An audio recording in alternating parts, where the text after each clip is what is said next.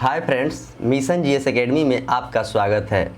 Daily की तरह आज मैं फिर आपके लिए 40 क्वेश्चन का टेस्ट सीरीज लाया हूं, जो कि मंडे टू सैटरडे चलता है और इसमें 40 क्वेश्चन रहते हैं और 40 क्वेश्चन के चारों ऑप्शन का डीपली डिस्कशन किया जाता है, जो कि आपके एग्जाम की दृष्टि से यह सीरीज काफ़ी ही कतई महत्वपूर्ण साबित होता है। यह सीरीज बीच में कुछ दिनों के लिए बंद कर दिया गया था, लेकिन फिलहाल कल से यह सीरीज को फिर से स्टार्ट कर दिया गया है और जो भी स्टूडेंट इस सीरीज से कंटिन्यू जुड़े थे वो आप फिर से जुड़ जाइए और आपके एग्जाम तक यह फिर काफ़ी महत्वपूर्ण साबित होगा। बीपीएससी जो 67वीं का प्रीलिम्स का दोबारा एग्जाम होने वाला है, अभी उसका डेट क्लियर अभी नहीं हुआ है कि उसका एग्ज़ाम कब तक होगा, लेकिन उसका एग्ज़ाम या तो सितंबर में अगर नहीं होता है तो आपको नवंबर तक एग्ज़ाम हर हाल में होगा। और बिहार सचिवालय की बात करें तो उसका भी एग्जाम आपको अक्टूबर नवंबर में संभावित डेट दे दिया गया है। तो इसी को देखते हुए इस सीरीज को चलाया जा रहा है और इससे आपको काफ़ी ज़्यादा ये दोनों एग्जाम में फ़ायदा मिलेगा। किसी भी वनडे एग्जाम को अगर आप देने जाते हैं तो ऑब्जेक्टिव क्वेश्चन को आप बहुत ज़्यादा बनाएं। ऑब्जेक्टिव क्वेश्चन आप बहुत ज़्यादा बनाएंगे तो आपका कन्फ्यूजन दूर होगा और वहाँ पे ऑप्शन के अनुसार छांटकर आप कुछ क्वेश्चन अगर आपको याद नहीं रहता है तो भी आप करेक्ट आंसर दे सकते हैं। तो मैं आशा करता हूँ कि जो भी बात आपको मैंने बताता हूँ वो आपको समझ में आ जाता होगा। और शाम को डेली मेरा 7 बजे ग्रुप डिस्कशन लाइव चलता है, उसमें आपको स्टैटिक जीके और करंट अफेयर्स और साइंस का क्वेश्चन पूछा जाता है। लमसम उसमें आपको टोटल मिलाकर 500 क्वेश्चन पूछा जाता है। जो भी स्टूडेंट उस सीरीज में अभी तक पार्टिसिपेट नहीं हुए तो वो उस सीरीज में भी आप लोग पार्टिसिपेट हो जाए, उससे काफ़ी ज़्यादा आपको लाभ मिलेगा और कन्फ्यूजन आपका दूर हो जाएगा। और नए लोग जो भी हैं चैनल पर, तो चैनल को आप लोग सब्सक्राइब करें, लाइक करें और अपने दोस्तों में ज़्यादा से ज़्यादा वीडियो के लिंक को शेयर करें कि और भी स्टूडेंट इससे जुड़ जाए। और मेरा टेलीग्राम चैनल जो मिशन जीएस एकेडमी पटना से चलता है, उसका लिंक आपको वीडियो के डिस्क्रिप्शन में मिल जाएगा, वहाँ से आप टेलीग्राम भी ज्वाइन कर लें, क्योंकि डेली करंट अफेयर्स का जो होमवर्क दिया जाता है लाइव ग्रुप डिस्कशन में तो आपको टेलीग्राम में ही दिया जाता है। और मैं एक बात बता देता हूँ कि ग्रुप डी का जो एग्ज़ाम चल रहा है उसका एनसीईआरटी का साइंस का पीडीएफ मैं टेलीग्राम में आज डाल दूंगा, वहां से आप देखिएगा। हूबहू क्वेश्चन आपको 15 क्वेश्चन हर सेट में आएगा, तो आप उसे अच्छे से याद कर लेंगे और उसका डिस्कशन भी शाम को शायद कराने की संभावना है, लेकिन उसका अभी तक निर्णय नहीं हुआ है और जैसे ही निर्णय होगा आपको मैं बता दूंगा। तो उसका पीडीएफ आप लोग डाउनलोड कर लीजिएगा टेलीग्राम चैनल ज्वाइन करके। तो चलिए मैं आज के सेशन का शुरुआत करता हूं। अभी तक मैंने इसमें 120 सेट अपलोड कर दिया है, इसका वीडियो भी अपलोड कर दिया और इसका पीडीएफ भी आपको टेलीग्राम में मिल जाएगा। तो चलिए मैं इसका शुरुआत करता हूं। आज का पहला क्वेश्चन क्या है?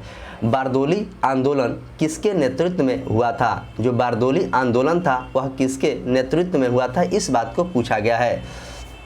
सरदार पटेल, महात्मा गांधी, रविंद्रनाथ टैगोर और बाल गंगाधर तिलक। तो इसका करेक्ट आंसर आपको ऑप्शन ए हो जाएगा, यानी सरदार पटेल के द्वारा बारदोली सत्याग्रह किया गया था। 1928 में बारदोली सत्याग्रह हुआ था। महात्मा गांधी की बात करें तो महात्मा गांधी ने कांग्रेस के अध्यक्ष मात्र एक बार बने थे। उन्होंने 1924 में बेलगांव अधिवेशन की अध्यक्षता किया था। रविंद्रनाथ टैगोर की बात करें तो इनको नोबेल पुरस्कार आपको 1913 में शांति के क्षेत्र में दिया गया था। क्वेश्चन नंबर 2, किस अनुच्छेद के तहत 14 वर्ष से कम उम्र के बच्चों को कारखाना में काम पर नहीं लगाया जा सकता है? तो देखिए यहाँ पर पूछा है कि किस अनुच्छेद में 14 वर्ष से कम के उम्र के बच्चों को जोखिम भरा काम यानी कारखाना में नहीं किया जा सकता है। तो यहाँ पर ऑप्शन है अनुच्छेद 22, अनुच्छेद 24, अनुच्छेद 28 और अनुच्छेद 32।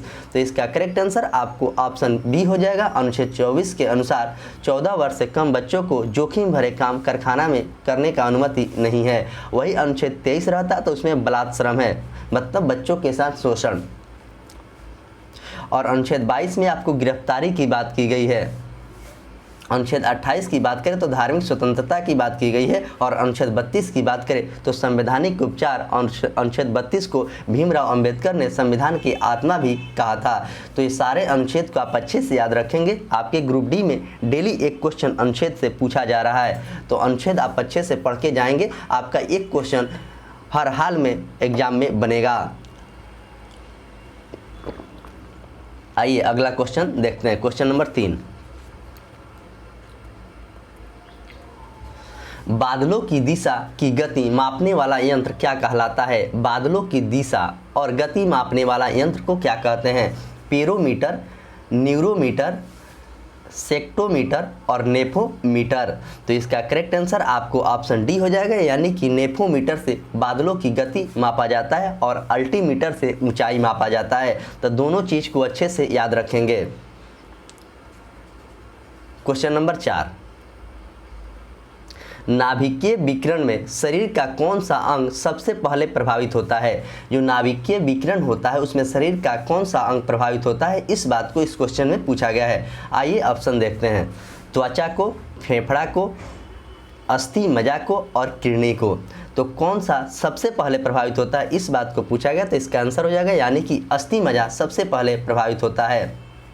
मानव शरीर का सबसे बड़ा अंग आपको त्वचा है। और फेफड़ा की बात करें तो फेफड़ा रक्त को छानता है और किडनी भी रक्त को शुद्ध करता है।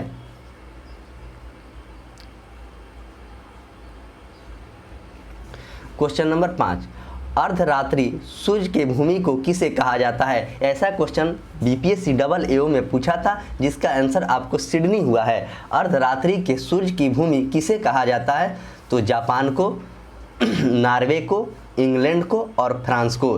तो अर्धरात्रि का सूर्य की भूमि आपको नॉर्वे का कहा जाता है। जापान की राजधानी की बात करें तो जापान की राजधानी आपको टोक्यो है और इंग्लैंड, ब्रिटेन की राजधानी इंग्लैंड है। इंग्लैंड के वर्तमान में प्रधानमंत्री ऋषि सुनक है, जो कि भारतीय मूल के हैं। क्वेश्चन नंबर 6, सेलुलर फोन सेवा की शुरुआत सर्वप्रथम किस देश में हुआ था? सेलुलर फोन सेवा की शुरुआत भारत में, चीन में, अमेरिका में और जापान में। तो सबसे पहले इस फ़ोन की शुरुआत आपको ऑप्शन बी यानी कि चाइना में हुआ था। तो चाइना में बहुत चीज़ सबसे पहले हुआ है और सबसे ज़्यादा भी होता है चाइना में। चाइना की बात करें तो भारत के साथ चाइना का सीमा लगा है 5 राज्यों से। ऑप्शन ए की बात करें तो भारत में इंटरनेट की शुरुआत 1995 से हुआ है। अमेरिका 1776 में स्वतंत्र हुआ था।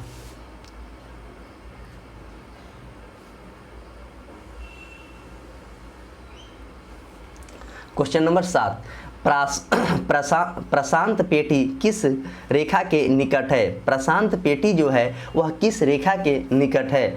भूमध्य रेखा, मकर रेखा, कर्क रेखा और अंटार्कटिका रेखा। तो प्रशांत पेटी किस रेखा के निकट है, इस बात को क्वेश्चन में पूछा गया। तो यह भूमध्य रेखा के निकट है।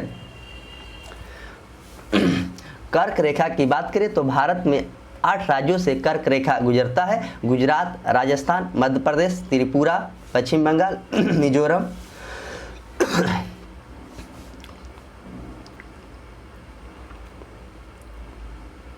क्वेश्चन नंबर 8, जलियांवाला बाग हत्याकांड। जलियांवाला बाग हत्याकांड के समय भारत का वायसराय कौन था? तो इस तरह का भी क्वेश्चन आपके एग्जाम में पूछा जाता है। तो सबसे पहले मैं बता दूं कि जलियांवाला बाग हत्याकांड 13 अप्रैल 1919 को हुआ था।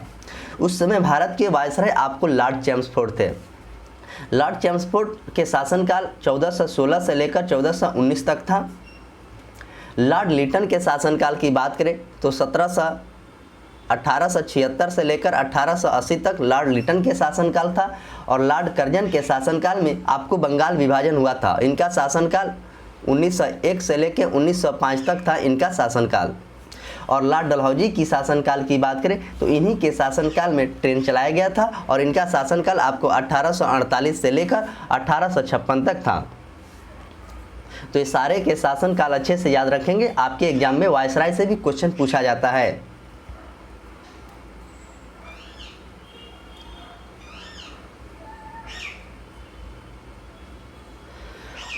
अफ्रीका में लिम्पोपो नदी मकर रेखा को कितनी बार काटती है? अफ्रीका के एक नदी है जो लिम्पोपो नाम है, वह मकर रेखा को कितनी बार काटती है, इस बात को पूछा गया है। 1 बार, 2 बार, 3 बार और 4 बार। तो इसका करेक्ट आंसर हो जाएगा आपको ऑप्शन बी, यानी कि अफ्रीका में जो लिम्पोपो नदी है मकर रेखा को 2 बार काटती है।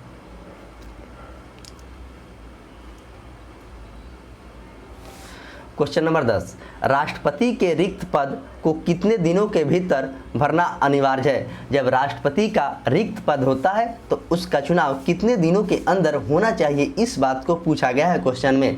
तो 3 महीना, 6 महीना, 9 महीना, 12 महीना। तो इसका करेक्ट आंसर आपको ऑप्शन बी हो जाएगा, यानी कि 6 महीना में भर लेना चाहिए। राष्ट्रपति की बात करें तो अनुच्छेद 52 में राष्ट्रपति की बात कहा गया है और भाग 5 में राष्ट्रपति का बात यानी संघ में की गई है।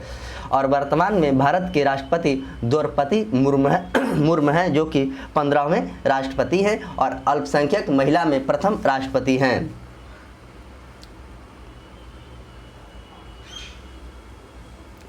श्रीहरिकोटा द्वीप किस झील पर ये निकट है? श्रीहरिकोटा जो द्वीप है किस झील के निकट है? तो सांभर झील, चिलिका झील, नल सरोवर झील और पुलिकट झील। तो इसका आंसर हो जाएगा आपको ऑप्शन डी, यानी कि पुलिकट झील के निकट श्रीहरिकोटा झील है। पुलिकट झील आपको आंध्र प्रदेश में है, चिलिका झील आपको उड़ीसा में है, सांभर झील की बात करें तो राजस्थान में है।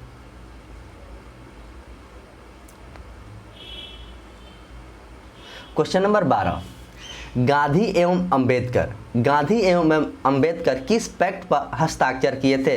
तो 1932 में एक पूना पैक्ट हुआ था, सितंबर 1932 में। उसी में महात्मा गांधी और भीमराव अंबेडकर ने एक हस्ताक्षर किया था जिसे पूना पैक्ट कहा गया।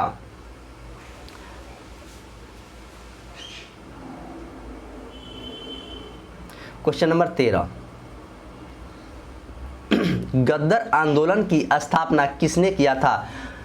ऑप्शन ए बाल गंगाधर तिलक, बिपिन चंद्रपाल, लाला लाजपत राय और ऑप्शन डी की बात करें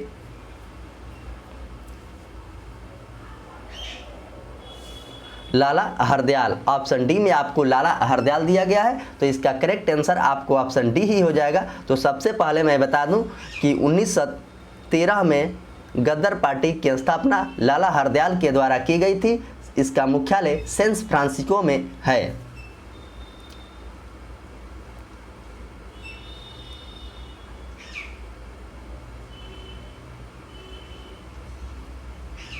क्वेश्चन नंबर 14, अनहैप्पी इंडिया किसके द्वारा लिखी गई थी? अनहैप्पी इंडिया किसके द्वारा लिखी गई थी? Option A Arundhati Roy, Deepak Chopra, doctor Rajendra Prasad और लाला लाजपत राय। तो इसका करेक्ट आंसर आपको ऑप्शन डी हो जाएगा। अनहैप्पी इंडिया के लेखक लाला लाजपत राय हैं। क्वेश्चन नंबर 15, राज्यपाल अपने कार्यों के लिए किसके प्रति उत्तरदायी होता है? जो राज्यपाल राज्य का होता है वह किसके प्रति अपने कार्यों के लिए उत्तरदायी होता है? तो राष्ट्रपति, प्रधानमंत्री, मुख्यमंत्री और गृह मंत्री। तो इसका करेक्ट आंसर आपको ऑप्शन ए हो जाएगा, यानी कि राष्ट्रपति के प्रति वह उत्तरदायी होता है। और राज्यपाल की बात करें तो अनुच्छेद 153 में राज्यपाल की बात कहा गया है और राष्ट्रपति की बात अनुच्छेद 52 में कहा गया और प्रधानमंत्री की बात अनुच्छेद 75 में कहा गया है। मुख्यमंत्री की बात अनुच्छेद 164 में कहा गया है और वर्तमान में भारत के गृह मंत्री आपको अमित शाह हैं। क्वेश्चन नंबर 16, हिंदू नेपोलियन के नाम से कौन जाने जाते हैं? हिंदू नेपोलियन के नाम से कौन जाने जाते हैं? तो स्वामी विवेकानंद, दयानंद सरस्वती, रामकृष्ण परमहंस और राजा राम मोहन राय। तो हिंदू का नेपोलियन किसको कहते हैं, यह क्वेश्चन पूछा गया। तो ऑप्शन ए यानी कि स्वामी विवेकानंद को हिंदू का नेपोलियन कहा जाता है। अभी तक आप लोगों ने पढ़ा था कि भारत का नेपोलियन समुद्रगुप्त को कहा जाता है, लेकिन हिंदू का नेपोलियन किसे कहा जाता है? तो स्वामी विवेकानंद को। इस क्वेश्चन को आप अच्छे से याद रखेंगे। वेदों की ओर लौटो नारा किसने दिया था? तो दयानंद सरस्वती ने दिया था। रामकृष्ण परमहंस की स्थापना 1897 में कलकत्ता में हुआ था। क्वेश्चन नंबर 17, भारतीय राष्ट्रीय कांग्रेस का नाम किसने कांग्रेस दिया था? भारतीय राष्ट्रीय कांग्रेस का नाम किसने दिया था? तो एओ हुम, जवाहरलाल नेहरू, दादा भाई नौरोजी और ऑप्शन डी महात्मा गांधी। तो इसका करेक्ट आंसर आपको ऑप्शन सी हो जाएगा, यानी कि दादा भाई नौरोजी के द्वारा भारतीय राष्ट्रीय कांग्रेस का नाम कांग्रेस दिया गया था और इन्होंने 3 बार कांग्रेस की अध्यक्षता किया है, 1893 में और 1906 में और एक आपको 1987 में। कांग्रेस की स्थापना एओ हुम के द्वारा की गई थी। और जवाहरलाल नेहरू भी कांग्रेस का 3 बार अध्यक्षता किए हैं, 1930, 1936 और 1937। और महात्मा गांधी एक बार मात्र किए हैं 1924 में, जो कि बेलगाम अधिवेशन में। क्वेश्चन नंबर 18, भारतीय क्रांति की माता किसे कहा जाता है? भारतीय क्रांति की माता किसे कहा जाता है? सरोजिनी नायडू, मैडम भिखाजी कामा, एनी बेसेंट और इंदिरा गांधी।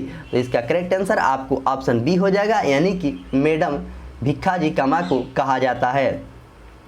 सरोजिनी नायडू की बात करें तो प्रथम महिला अध्यक्ष कांग्रेस की बनी थी आपको 1917 में। और एनी बेसेंट की बात करें तो इन्होंने 1925 में कांग्रेस के भारतीय महिला प्रथम अध्यक्ष बनी थी।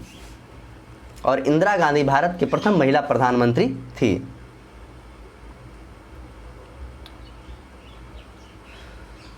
क्वेश्चन नंबर 19, पुर्तगालियों ने गोवा को किस राज्य के शासक से जीता था? पुर्तगालियों ने गोवा को किस राज्य के शासक से जीता था? तो बीजापुर, गोलकुंडा, होयसल और अहमदनगर। तो इसका करेक्ट आंसर आपको ऑप्शन ए हो जाएगा, यानी कि बीजापुर से पुर्तगालियों ने जीता था। क्वेश्चन नंबर 20, भारतीय राष्ट्रीय कांग्रेस के प्रथम यूरोपीय अध्यक्ष कौन था? यूरोपीय यानी विदेशी। भारतीय राष्ट्रीय कांग्रेस के प्रथम यूरोपीय अध्यक्ष कौन था? वेडनबर्ग, जॉर्ज यूले, एलम्ब्रो और जॉर्ज यूले। तो इसका करेक्ट आंसर आपको ऑप्शन डी हो जाएगा, यानी कि जॉर्ज यूले प्रथम विदेशी या यूरोपीय अध्यक्ष कांग्रेस का था। क्वेश्चन नंबर 21, सूरत अधिवेशन का नेतृत्व किसके द्वारा किया गया था? जो सूरत में अधिवेशन हुआ था कांग्रेस के आपको 1907 में, उसका नेतृत्व किसने किया था? तो दादा भाई नौरोजी, जेबी कृपलानी, बेमोश चंद्र बनर्जी और ऑप्शन डी की बात करें तो ऑप्शन डी में आपको रास बिहारी बोस। तो इसका करेक्ट आंसर आपको ऑप्शन डी हो जाएगा, यानी कि रास बिहारी बोस के द्वारा की गई थी। और कांग्रेस का प्रथम अध्यक्ष आपको WC बनर्जी यानी बेमोश चंद्र बनर्जी थे, जो कि 1885 में जब कांग्रेस की स्थापना हुई थी। क्वेश्चन नंबर 22, अकबर ने जजिया कर कब समाप्त किया था? अकबर ने जजिया कर को समाप्त कब कर दिया था? 1512 में, 1526 में, 1546 में और 1564 में। तो सबसे पहले मैं बता दूं कि अकबर का जन्म आपको 1542 में हुआ था। और इन्होंने जजिया कर की समाप्त आपको ऑप्शन डी यानी कि 1564 में कर दिया था। और 1526 में पानीपत के प्रथम युद्ध हुआ था बाबर और इब्राहिम लोदी के बीच में। क्वेश्चन नंबर 23, भारत में पुर्तगाली बस्तियों का पहला गवर्नर कौन था? भारत में पुर्तगाली बस्तियों का पहला गवर्नर कौन था?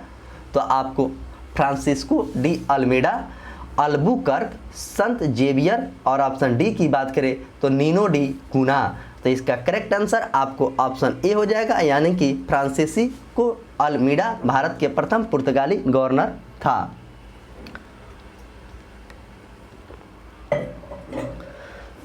आइए अगला क्वेश्चन देखते हैं। क्वेश्चन नंबर 24, रूसी क्रांति के समय रूस का जार्ज कौन था? तो सबसे पहले मैं बता दूं कि रूसी क्रांति आपको 1917 में हुआ था। जॉर्ज निकोलस तृतीय, जॉर्ज निकोलस द्वितीय और बिस्मार्क। तो उस समय कौन था रूस का जार्ज? तो इसका आंसर हो जाएगा आपको ऑप्शन बी सी निकोलस द्वितीय। Question number 25, league of nation को वैधानिक रूप से जन्म कब हुआ था? लीग ऑफ नेशन का वैधानिक रूप से जन्म कब हुआ था? तो 15 जनवरी 1922, 10 जनवरी 1920, 5 जनवरी 1991 और 20 जनवरी 1921। तो इसका करेक्ट आंसर आपको ऑप्शन बी हो जाएगा, यानी कि 10 जनवरी 1920 को हुआ था। क्वेश्चन नंबर 26, श्वेत कोयला किसे कहा जाता है? श्वेत कोयला किसे कहा जाता है? आइए ऑप्शन देखते हैं।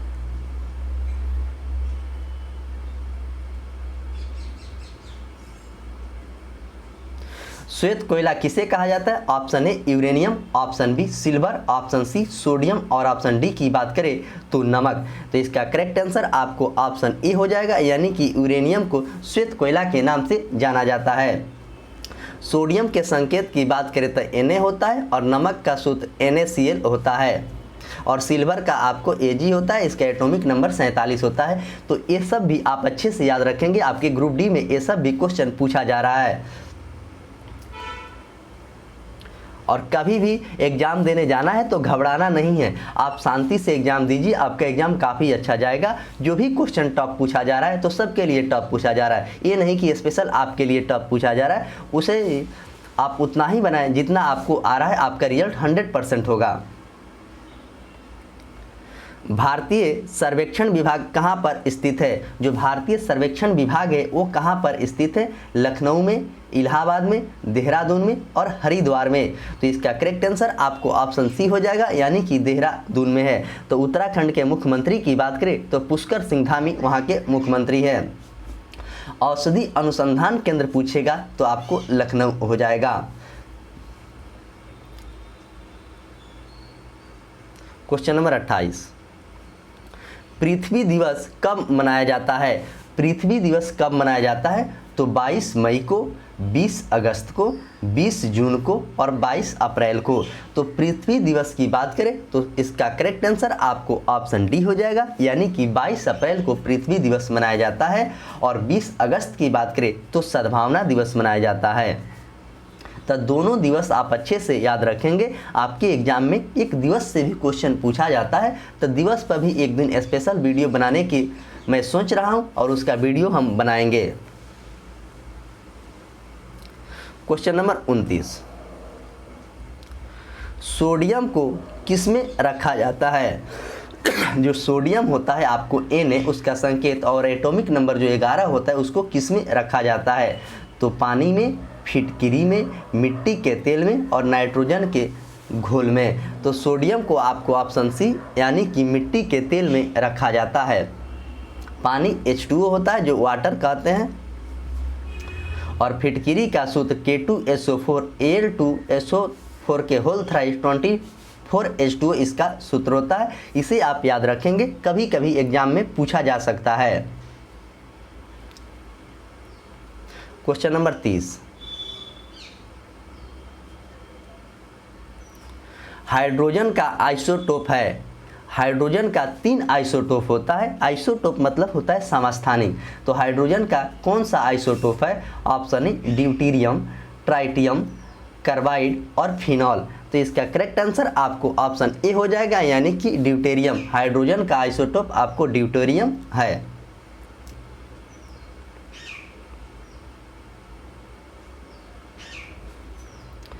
किस धातु का संरक्षण नहीं होता है? किस धातु का संरक्षण नहीं होता है?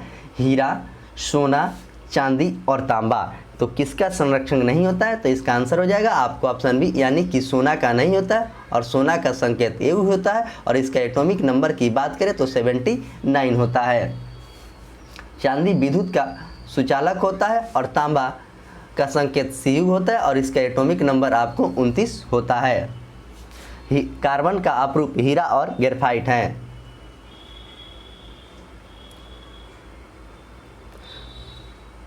क्वेश्चन नंबर 32, अमीबा में कितना कोशिकीय जीव होता है? अमीबा में कितना कोशिकीय जीव होता है? तो एक कोशिकीय, द्विकोशिकीय, बहुकोशिकीय और इनमें से कोई नहीं। तो अमीबा में कितने कोशिकीय जीव होता है? तो ऑप्शन ए हो जाएगा, यानी कि एक कोशिकीय जीव अमीबा में होता है।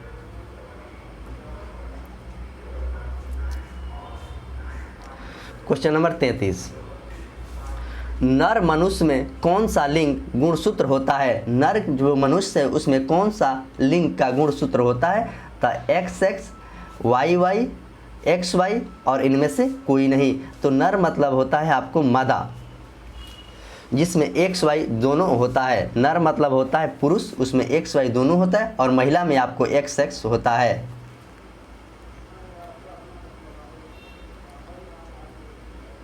क्वेश्चन नंबर 34, अफीम का कौन सा तत्व पाया जाता है? अफीम में कौन सा तत्व पाया जाता है? तो थीन, निकोटीन, कुनैन और दरफीन। अफीम में क्या पाया जाता है? तो इसका करेक्ट आंसर आपको ऑप्शन बी हो जाएगा, यानी कि निकोटीन पाया जाता है। और तंबाकू में भी आपको निकोटीन ही पाया जाता है। चाय में थीन पाया जाता है और कैफी में कैफीन पाया जाता है। कुनैन जो सिनकोना के छाल से आपको मलेरिया के इलाज करने के लिए प्रयोग किया जाता है। क्वेश्चन नंबर 35, उत्तरी अमेरिका के मूल निवासी कौन थे? उत्तरी अमेरिका के जो मूल निवासी थे वो कौन थे? इनयूट, रेड इंडियन, एस्किमो और उपयुक्त में सभी। तो उत्तरी अमेरिका के मूल निवासी कौन थे, इस बात को पूछा गया। तो इसका करेक्ट आंसर आपको ऑप्शन डी हो जाएगा, यानी कि सभी। इनयूट, रेड इंडियन और एस्किमो। क्वेश्चन नंबर 36, समान लवणता को मिलाने वाली रेखा को क्या कहते हैं? समान लवणता को मिलाने वाली रेखा को क्या कहते हैं? आइसोहेलाइन, आइसोबार, आइसोहेल और आइसोथर्म। समान लवणता को मिलाने वाली रेखा को कहते हैं ऑप्शन ए, यानी कि आइसोहेलाइन कहते हैं। आइसोथर्म समान ऊंचाई यानी समान तापमान के कहते हैं।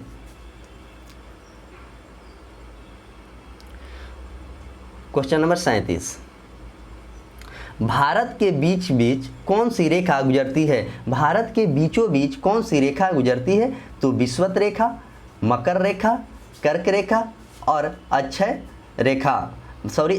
रेखा। तो इसका करेक्ट आंसर आपको ऑप्शन सी हो जाएगा। भारत के बीचों बीच से आपको कर्क रेखा गुजरती है और भारत में कर्क रेखा 8 राज्यों से होकर गुजरती है, जैसे राजस्थान, गुजरात, पश्चिम बंगाल, त्रिपुरा, मिजोरम,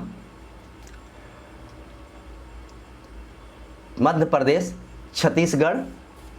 और 2 राज्य आप लोग कमेंट बॉक्स में बताएंगे कि कौन कौन राज्य होगा। मकर रेखा लिम्पोपो नदी को 2 बार काटती है। क्वेश्चन नंबर 38, संविधान सभा के किस भाग में राज्य भाषा का वर्णन किया गया है? तो आपके भारतीय संविधान में 22 भाग है और खंड वाइज पूछा जाएगा तो आपको 25 भाग है। तो इसमें पूछा गया है कि किस भाग में राज्य भाषा की बात कही गई है? तो 13 भाग, 17वें भाग, 23वें भाग और 20वें भाग। तो इसका करेक्ट आंसर आपको ऑप्शन बी हो जाएगा, यानी कि 17वें भाग में राज्य भाषा आयोग की बात कही गई है। अनुच्छेद 343 से लेकर 351 के ए तक यह बात कहा गया है। 20 में संविधान संशोधन की बात कही गई है, जो कि दक्षिण अफ्रीका के संविधान से लिया गया है। क्वेश्चन नंबर 39, संविधान के किस भाग में संघ का वर्णन है? तो मैंने इसके पहला ही चर्चा कर दिया हूं कि संविधान के किस भाग में संघ की बात है। तो भाग 2, भाग 3, भाग 4 और भाग 5। तो इसका करेक्ट आंसर आपको ऑप्शन डी हो जाएगा, यानी कि भाग 5।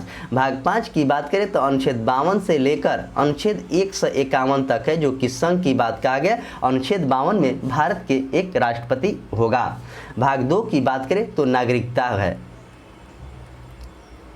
और भाग 3 की बात करें तो मौलिक अधिकार है, जो कि अमेरिका के संविधान से लिया गया है। और भाग 4 की बात करें तो राज्य के नीति निर्देशक तत्व है। और वही भाग 4 क के कहते हैं तो आपको मूल कर्तव्य का बात था, जो कि रूस के संविधान से लिया गया है। और भाग 1 में राज्यों का संघ का बात कहा गया है। इस तरह मैंने आपको 5 भाग जो बताए हैं, आपके एग्जाम में यह क्वेश्चन पूछा जाता है, तो भाग को आप अच्छे से याद रखेंगे।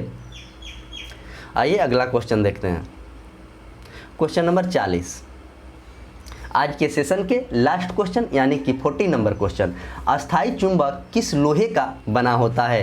अस्थायी चुंबक किस लोहे का बना होता है? तो आपको ढलवा लोहा, पिटवा लोहा, मृद लोहा और साधारण लोहा। तो अस्थायी चुंबक किस लोहे का बना होता है? तो इसका करेक्ट आंसर आपको होगा मृद लोहा। और सबसे कम कार्बन आपको पिटवा लोहा में होता है। तो इस तरह जो 40 क्वेश्चन था, 40 क्वेश्चन के आपके सामने मैं डिस्कशन किया हूं, जो कि काफ़ी ही शानदार क्वेश्चन था और आपके एग्जाम में ऐसे क्वेश्चन पूछे जाता है। जो भी स्टूडेंट अभी तक इस सीरीज में पार्टिसिपेट नहीं हुए तो आप जल्द से जल्द पार्टिसिपेट हो जाए। इससे आपको काफ़ी ज़्यादा लाभ मिलेगा। और जीके जीएस ऐसा एक सब्जेक्ट है जो कंटिन्यू आप अगर नहीं पढ़ते हैं तो आपको कन्फ्यूजन पैदा होने लगेगी, और कन्फ्यूजन जब होगा तो आप एग्ज़ाम में गलती करके ज़रूर आएंगे। तो इसीलिए मैं बार बार कहता हूँ कि किसी भी चीज़ को पढ़ें तो उसे रिवीजन करके पढ़ें। रिवीजन करने से होता क्या है कि आपका कन्फ्यूजन दूर होगा और एग्ज़ाम में आप करेक्ट आंसर क्वेश्चन बनाकर आएंगे। मेहनत सब करते हैं, लेकिन मेहनत करने का तरीका भी अलग होता है। आप अलग तरीका से पढ़ेंगे तो आप ज़रूर सफल होंगे। और करेंट अफेयर्स में डेली शाम को 7 बजे लाइव ग्रुप डिस्कशन में इडोटेरिया के बुक जो परचम लहराया है उससे मैं कराता हूं। आप लोग भी उसे अच्छे से बुक को पढ़ें, और उसका PDF मैं टेलीग्राम में डाल देता हूं। जो भी स्टूडेंट के पास बुक नहीं है वो टेलीग्राम से जाके डाउनलोड कर लीजिएगा, और जिनके पास है तो अच्छी बात है, और नहीं है फिर भी अच्छी बात है, उसका मैं PDF डाल ही देता हूँ। तो आप लोग कोशिश कीजिए कि लाइव ग्रुप डिस्कशन में ज़रूर जुड़े, क्योंकि वहाँ पर और भी फैक्ट ज़्यादा बताया जाता है जो कि आपके एग्जाम के दृष्टि से। जैसे ही SPD का साइंस खत्म होगा और आर्ट खत्म होगा तो वहाँ पे आपको घटना चक्र बुक को सिलेक्ट किया गया, जो कि आपके एग्ज़ाम के लिए काफ़ी ही सफलतापूर्वक और निर्णायक बुक है, जो कि आपके एग्ज़ाम में वह सफलता अवश्य दिला सकती है। और इसलिए कि उसमें क्वेश्चन का थोड़ा सा स्टैंडर्ड अच्छा है, तो उस क्वेश्चन को बताया जाएगा जो कि आपके एग्जाम में डायरेक्ट आएगा।